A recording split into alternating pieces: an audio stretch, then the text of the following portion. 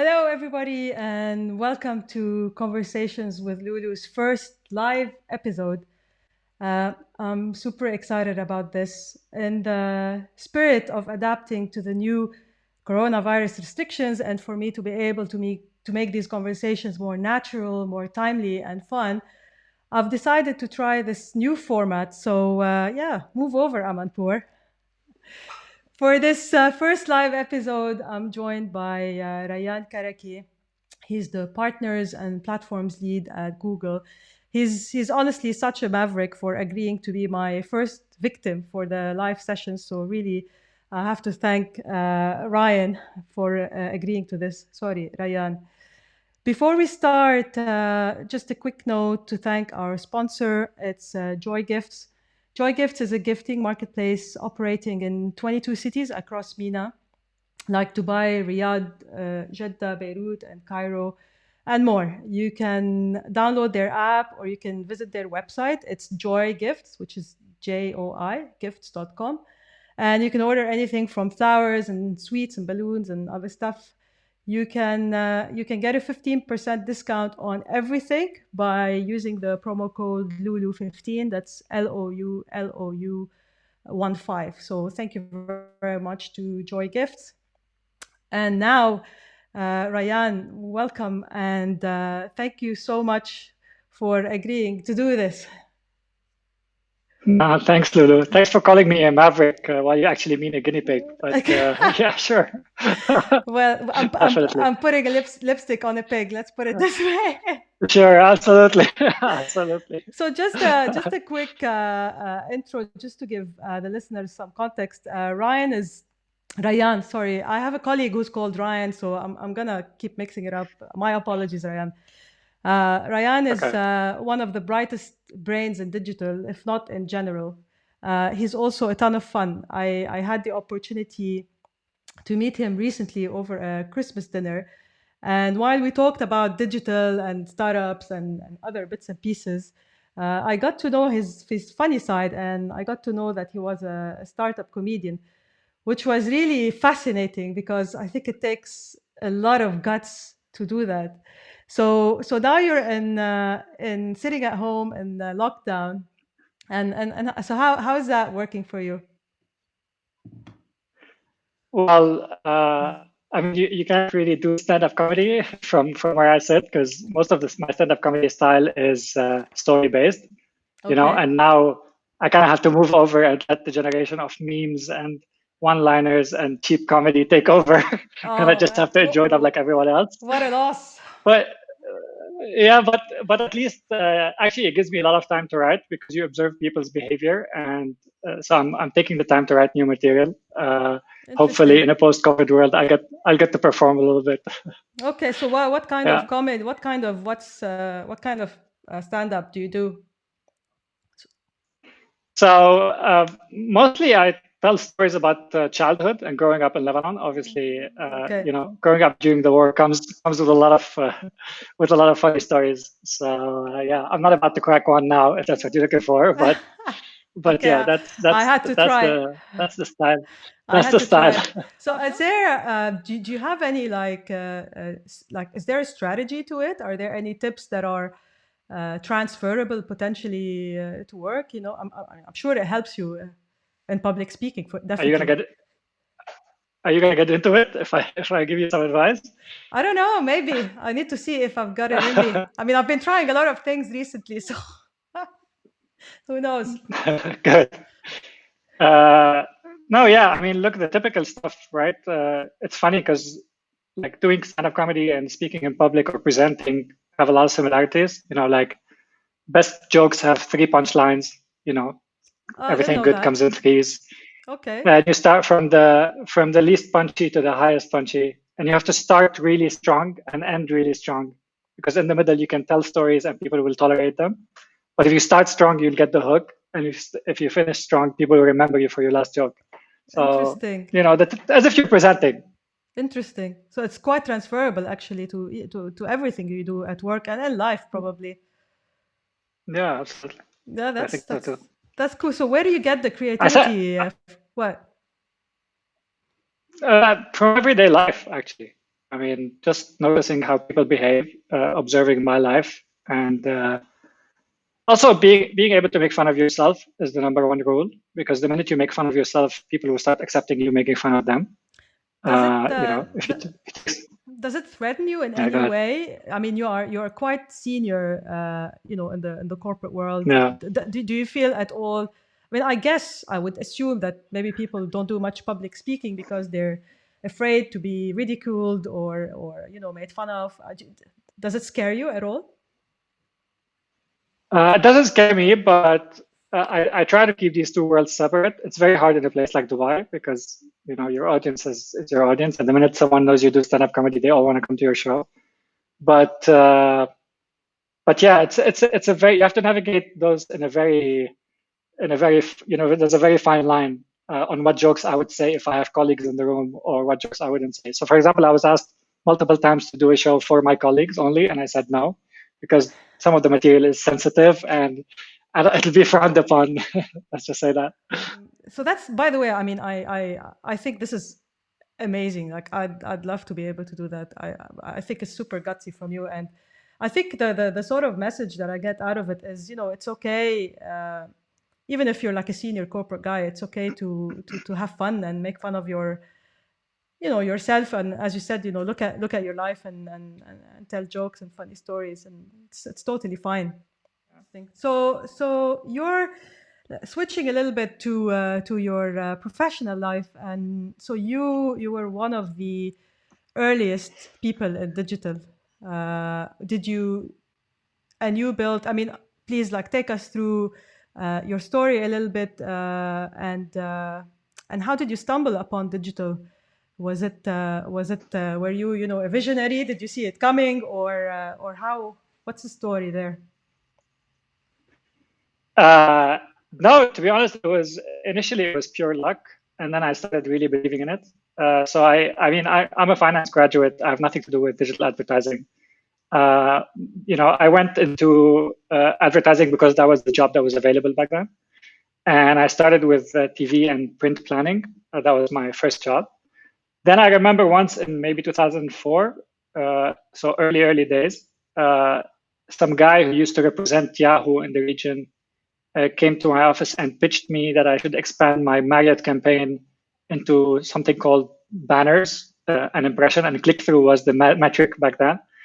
And we started running that campaign. And then 2 weeks into the campaign, he called me and he was like, you know what, this banner looks like it's international. Why don't you just add to it the Saudi fakat, which is for Saudi only in Arabic. So we added that, and then suddenly the results doubled. And then I started getting curious, you can actually do that. You can actually influence the way advertising results come back. And that's how I started getting into it. So it was purely luck. It was purely one display campaign. I think the whole campaign was like $1,500 and got us millions and millions of impressions back then. Because that was in 2004, and that's you said. Yeah, it was 2004. Then it started very, very slow. Then in 2007, 2008, I went to the US with Publicis, with Starcom at the time. And I learned everything I need to learn about digital because it was already an advanced practice there.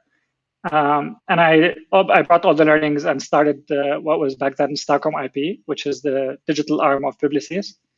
And the journey started from there. I was doing this as a 20%, 30% job, and eventually it turned into like a 80, 90 team, people in my team across the MENA region, tackling all sorts of digital campaigns, all the way to 2014 when when I moved to Google. So how was that? I mean, from what I've learned is you were quite an entrepreneur basically within the structure of Publicis. That basically you really took ownership of their digital arm and you grew it, and so you had a lot of autonomy at the time. How was that to work within the framework of a company? So I wouldn't dare call myself an entrepreneur because I don't have the guts yet to to quit the corporate life and go do my own thing.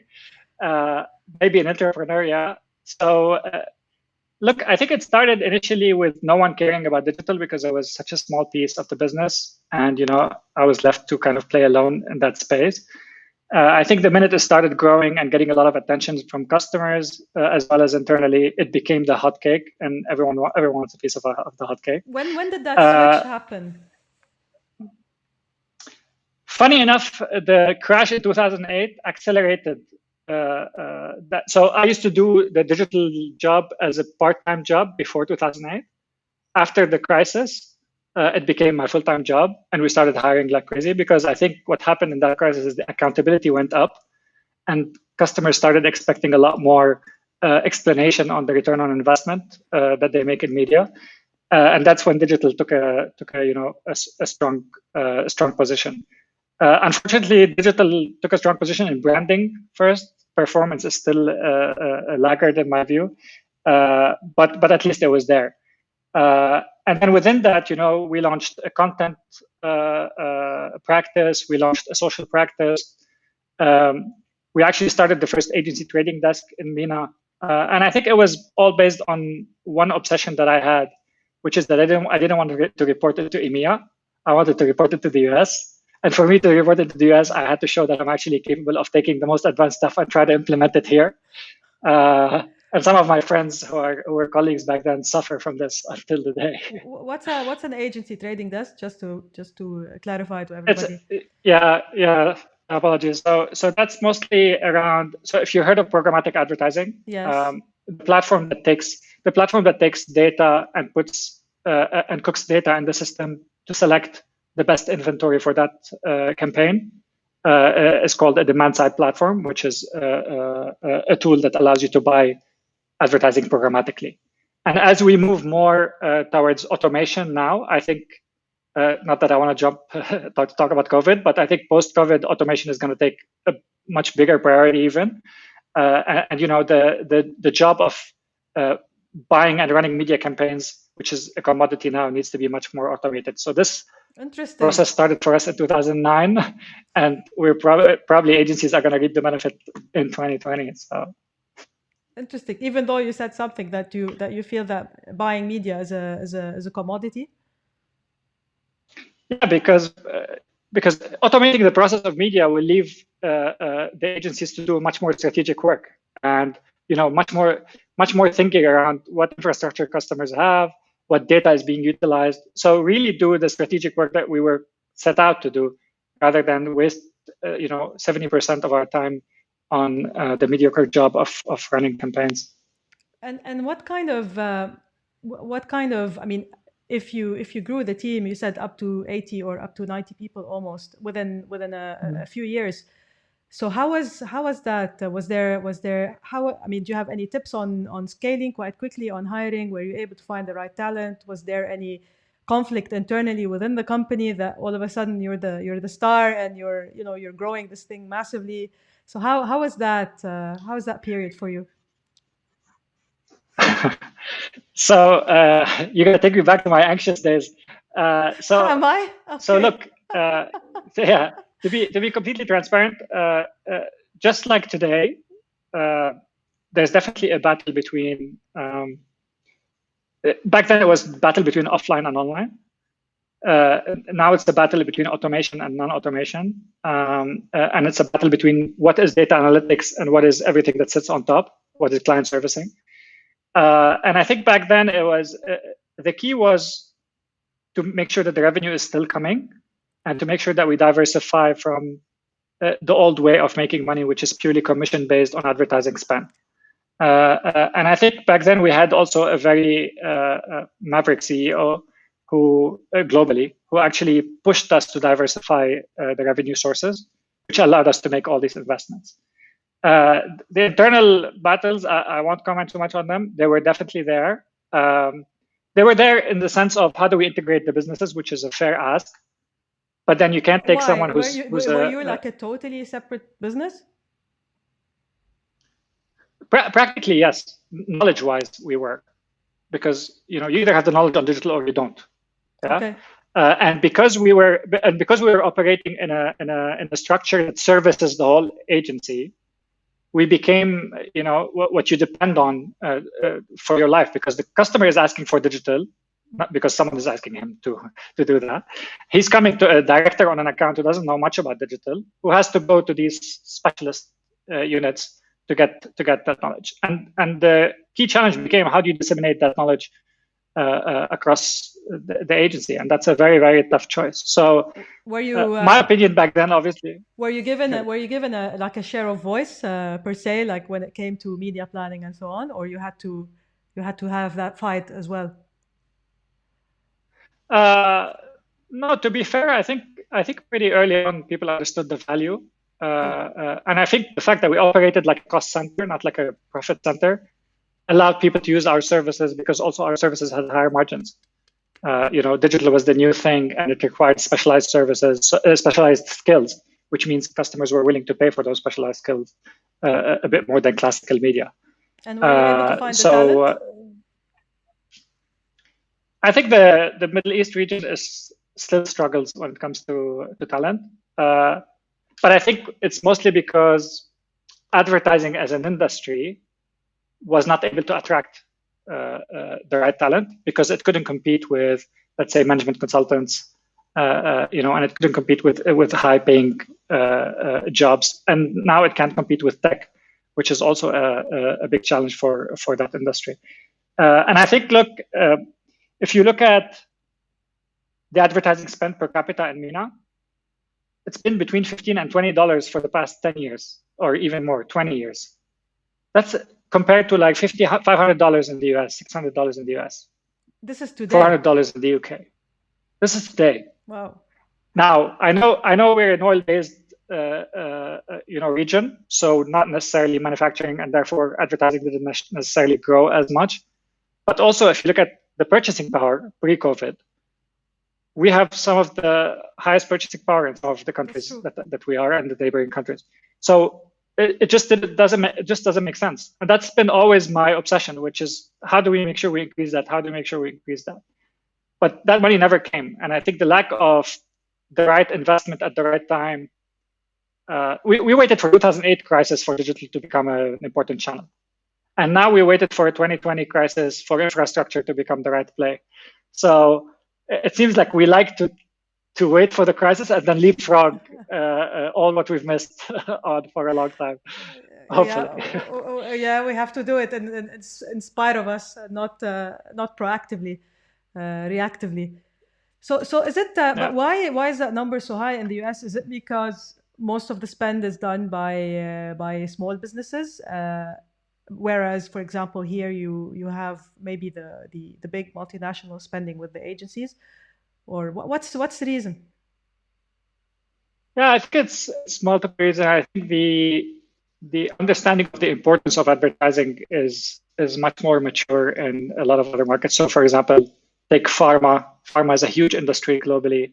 You don't see pharma advertising in the region, right?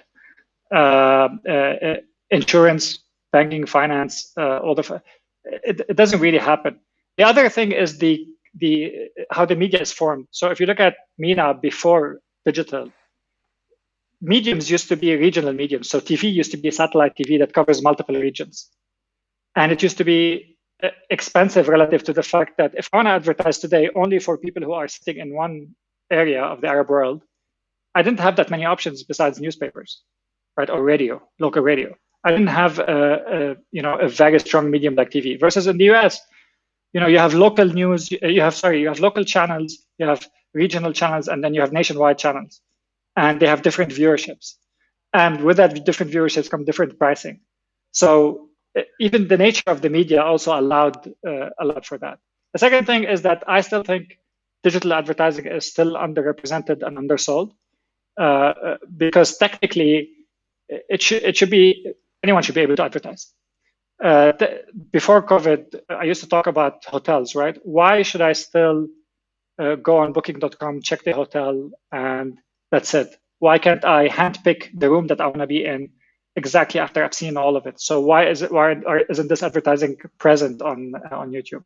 Why should banks digitize their product but not advertise their product digitally? Like, it's a bit counterintuitive. So I think these three factors is what slowed us down dramatically. Interesting. So, so since obviously we're talking about platforms, let's talk a little bit about Google, your new role. So you switched in 2014, you said. So it's not exactly new, been a while. How? I mean, what's your role exactly, and how could someone listening, like, can you benefit the average business, or you work with specific partners only? Yeah. So I'll just take you through the transition of roles that I played at Google because they're a bit different from each other. I moved to Google with the initial goal of helping us establish the right relationship with agencies and the right business model and commercial deals based on the way agencies are commercially structured. Also to help agencies, get a grip on our product because our product is dynamic and changes a lot. Then I moved to the DoubleClick side at the time, which is now Google Marketing Platform, which is focused again on programmatic. So it's funny because my boss back then was the same person who sold me platforms in 2009, as I was telling you earlier, the programmatic platform. So then I moved to manage kind of all the partnerships at Google along with our product specialism. So on the partnerships, I think if we're really going to make that change, which was what I was telling you about, which is the spend per capita in MENA, we can't solely rely on one type of partner because we can't solely rely on CMOs driving that agenda. I think CEOs need to shift the perception that advertising is an expense versus an investment. And we need the CFOs to build the right financial model to understand what return on that investment is going to be meaningful enough for that advertising line not to be scratched off every time we are in crisis, which tends to happen all the time. So that's my obsession. With that, we need different types of partners. We need partners who can consult. So the typical consultancies that you see, which historically would address the build or the IT part of the infrastructure, but wouldn't touch marketing per se. We need system integrators, so people who can actually take the customer's technology and plug it with our technology or with CRM or with any technology that is needed. Can you give some examples, maybe just for it to be a bit clear? Can you name a few partners, for example, or companies that you work with, just for me to understand?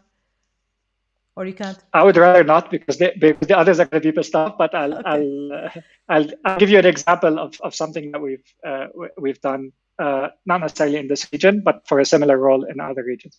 So we've worked with a European airline, for example, on instead of still assigning a budget from point A to point B for that airline, why aren't we using load factor, price per ticket, profitability as the indication on where we should buy advertising and with what messaging? Does that make sense?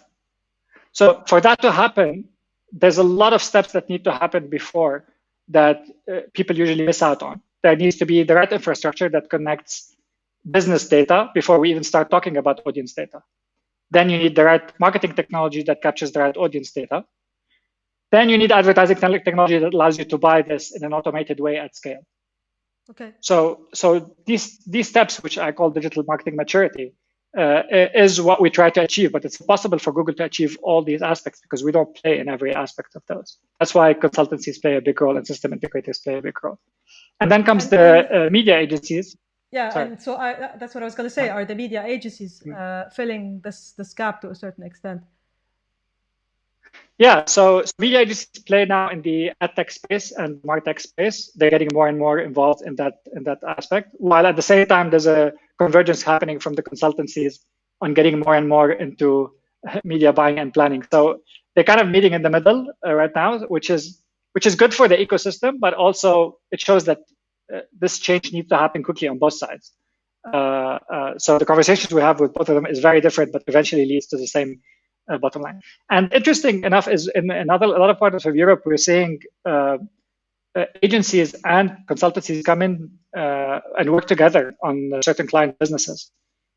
So they leverage. So basically, they leverage each other's knowledge to be able to drive that journey for the customer in terms of maturity, which is which is, I think, if we are able to drop our egos a bit, and I put myself, when I was in the agency, I would go, never, no way, I would work with a consultant. If we actually start thinking beyond, and COVID is going to force us to do that. If we think beyond that, then actually we'll be able to get somewhere. So let's speak a little bit. Let's talk a little bit about COVID. Yeah. I was on a call actually earlier today. We're doing a panel next week on the future of work, and someone on the panel who's a researcher, basically, she was saying that in the previous pandemics that happened, it took around 3 years for people to recover, basically, and come back to a new normal. I speak to my friends. I think everyone's pretty optimistic. Everyone feels that, in a couple of months, we'll be back to normal. Google recently announced that you're going to work, you have the option to work from home, I think, up until next year. So where do you sit on that debate? Do you think it's a couple of months, or do you think this is the type of change that's gonna just make it like a seismic shift and life is gonna change? Look, whatever I tell you, I'll be literally crystal balling it. So I'll be like literally coming up with my own theory. But what I care about is the long-lasting impact of COVID. Okay. And that is undeniable. Okay. Meaning? I think a lot of businesses were caught off guard on their readiness to work from home. Right. What we used to see as a perk in the tech companies, the Facebooks, the Amazon, the Googles, that they work from home. Oh, how fun it is!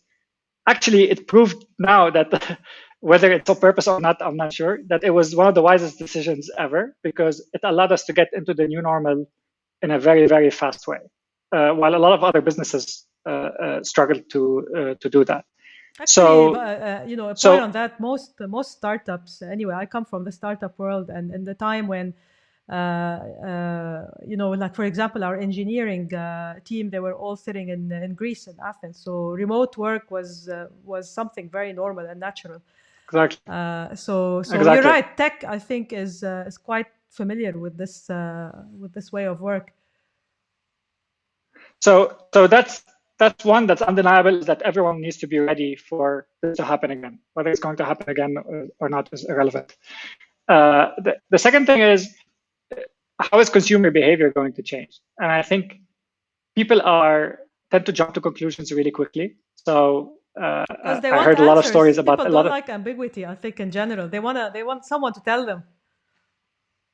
Yeah, but they need to put their finger on the pulse, right? There's a lot of data today and a lot of insights that are being pulled by all tech companies, not just Google, on what is the consumer asking for. And I don't know. I mean, I'll give you an example. If I take automotive as an industry, right? The initial thought was, okay, oil prices are tanking. No one's going to need oil anymore because people are not going to want to drive to work and not going to want to commute. People are not going to want to buy cars, right? That's the initial assumption. But then actually what we figured is across EMEA and APAC and the US, people who used to use public transportation are actually moving away from that. And we've seen a 30% jump in people inquiring about purchasing a car and making the decision at home. So now, are they going to buy the Aston Martin? Probably not. Okay, but how does that guide the automotive industry? What choices does the automotive industry have to make to provide people with the experience that they had in a showroom, but digitally? I think the same thing applies to multiple industries. You can pick any industry you want. Education. What are your thoughts on education? So I think I think right now education we're struggling to understand that. First of all, we left teachers in the dark ages for a long time because schools are overpaid, teachers are underpaid.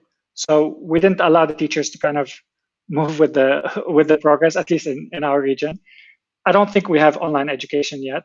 I think we have an adaptation of some Zoom sessions to try to get the kids not to be completely ignorant.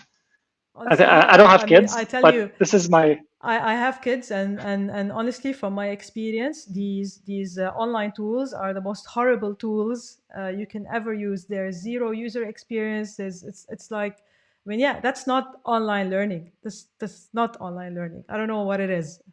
Yeah. And But why are we guessing?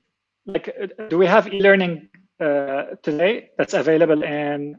If you want to learn something today, are the options out there? of course, They are, right? As an adult, yeah, absolutely. and they kind of build what a syllabus looks like. Some of the big universities as well have done that. So why are we trying to recreate it? Why aren't we just learning from that experience, and bring in also the child psychologist experts, and then find a way to balance the parents' time with the teacher's time? Like I feel, but it's okay because this came as a surprise to everyone. It didn't happen over.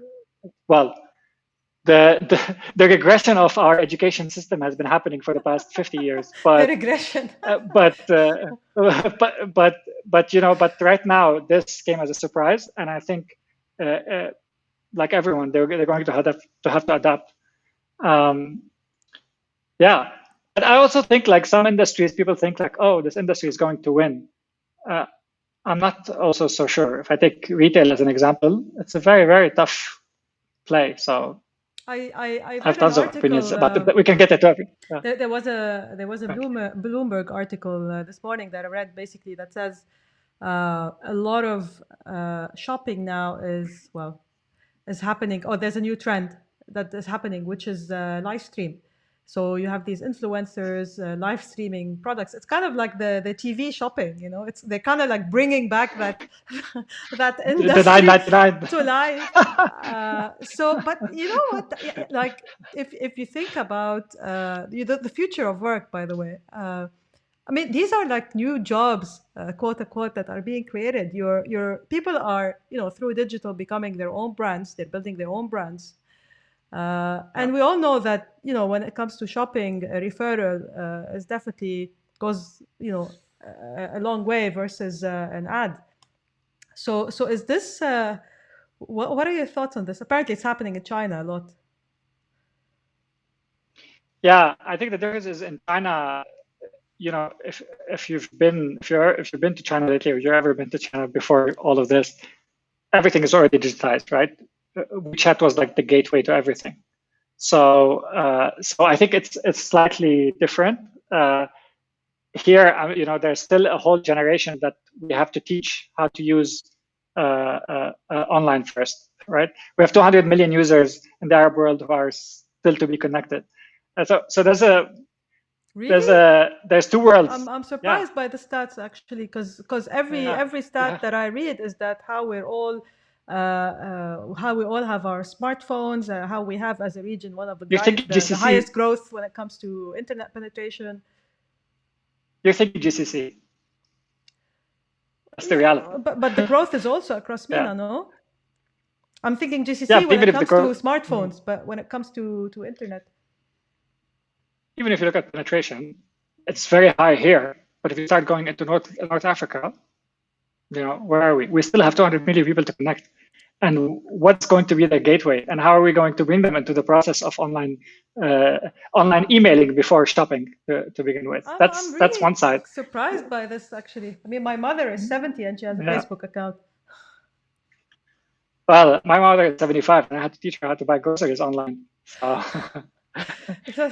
on very not intuitive user experience apps. I won't name them, but that's another thing that also is hampering the growth.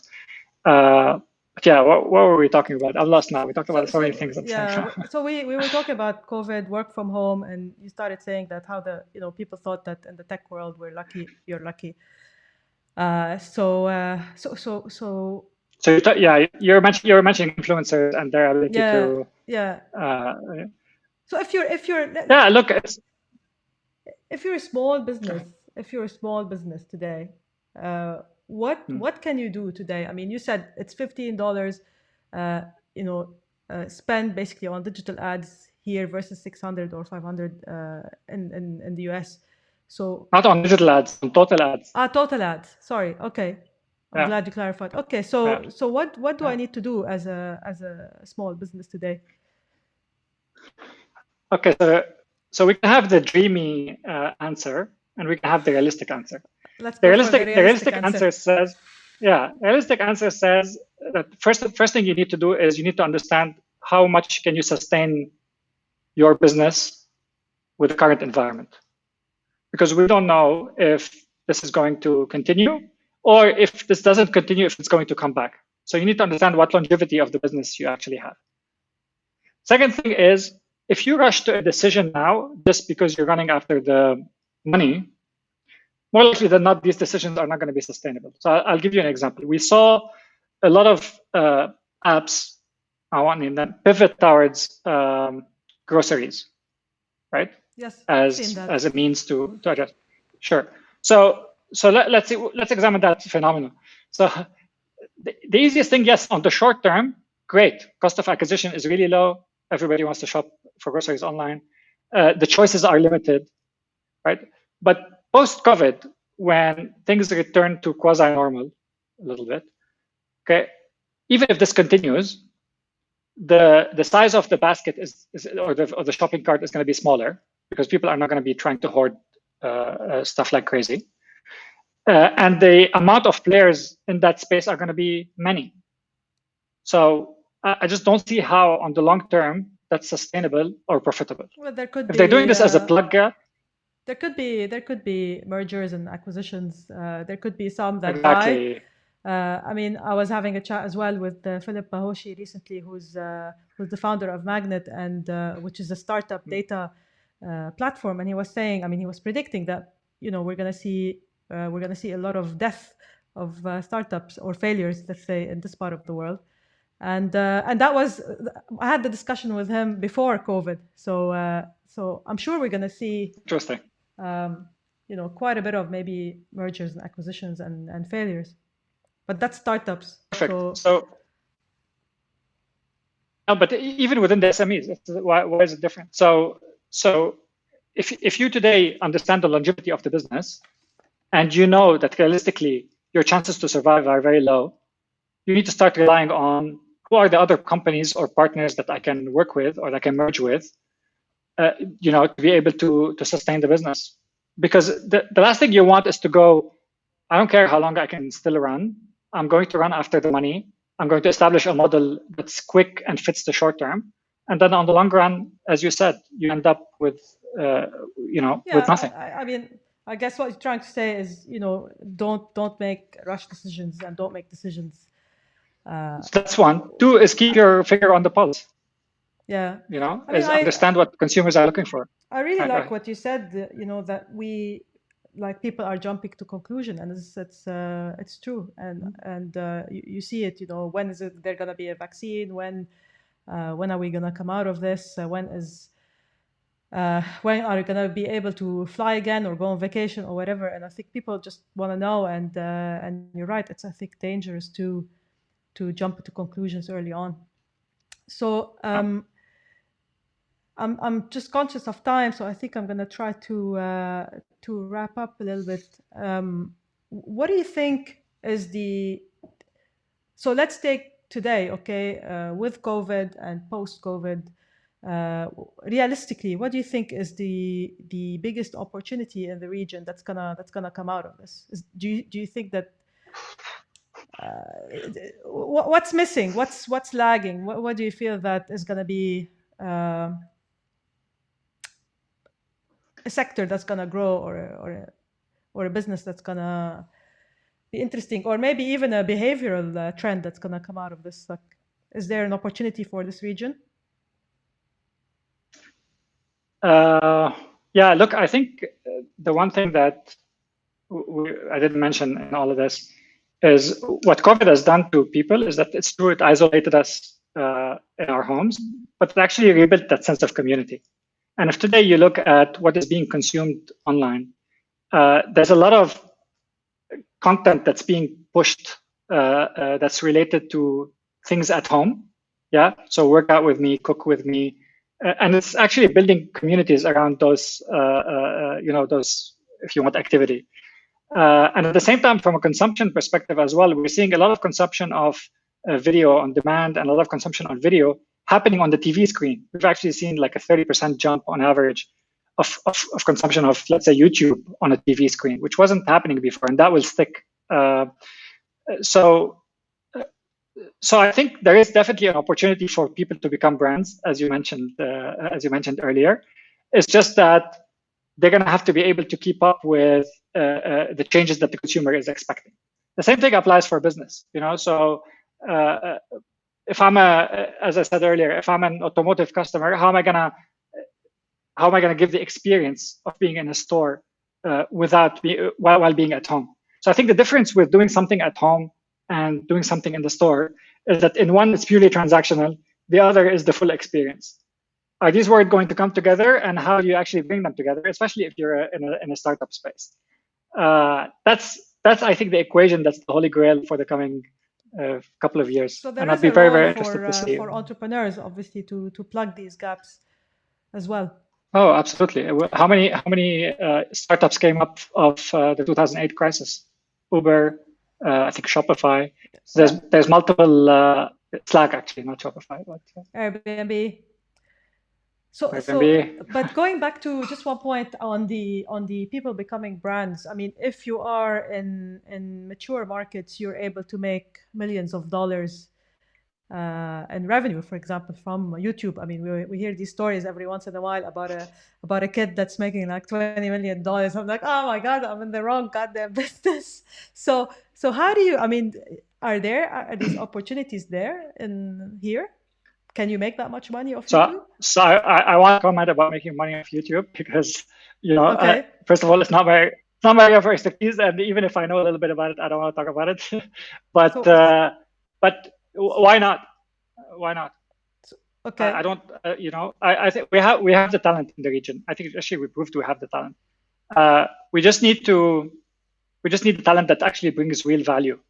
And I think that's the area that I feel that I would double down on, is instead of focusing mostly on how can we extract money of the influencers, if you want to call them, or the creators, is first how can we support the creators to create the right content. What do you mean extract money? Who's extracting money? Like you mean as in, give me an example.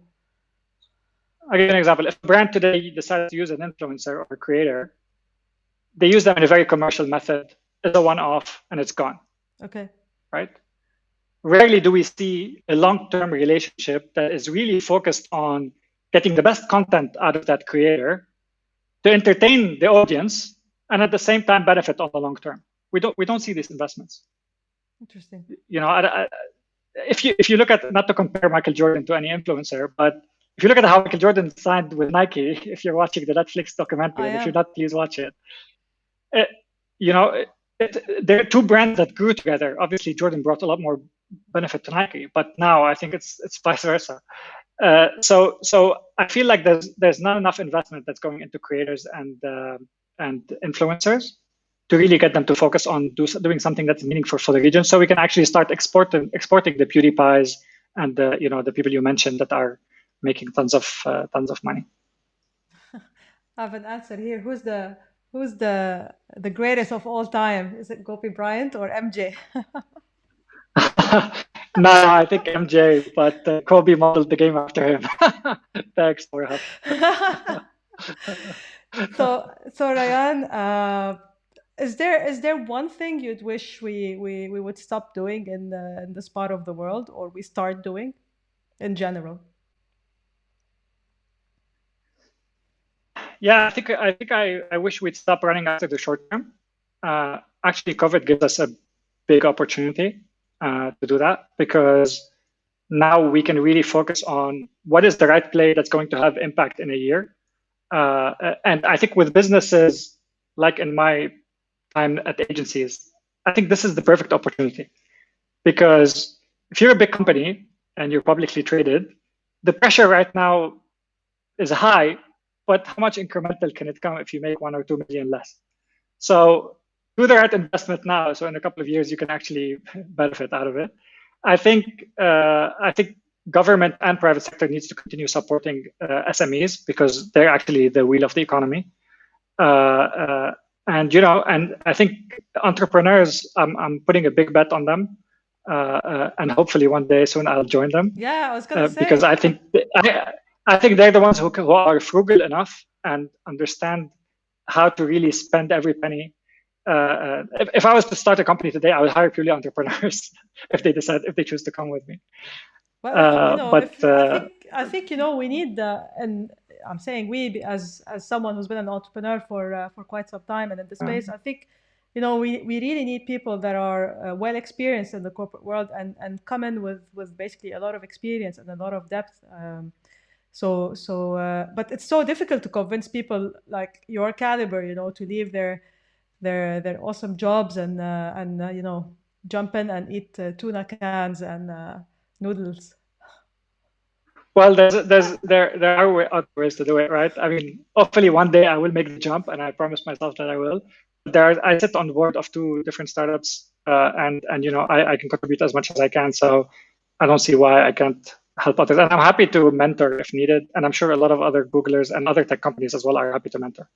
That's cool. I mean, you're still in your 20s, so you've got a long time. Exactly. I need a mentor myself. Thanks, Lulu. All right. So I'm gonna let you off the hook in terms of not saying a joke, but Rayan has got an interesting Instagram account called the Skinny Arab. So you can see some of his jokes. Yeah, of course. Hopefully one day I'll be able to see you in person. I think that'd be very interesting. To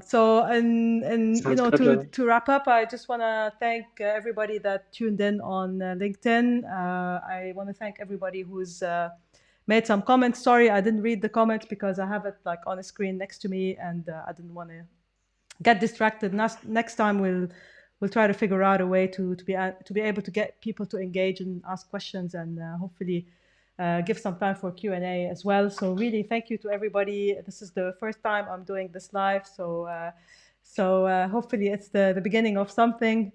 I just want to make a final self-promotion note. So please, if you haven't done so, check out Conversations with Lulu on any of the podcasting apps or on YouTube as well, if you'd like to see the video format. Rayan's interview will probably be there in the next couple of days. Until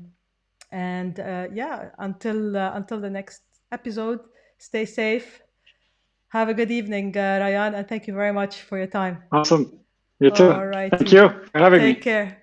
Cheers. Bye. Bye. See you. Bye.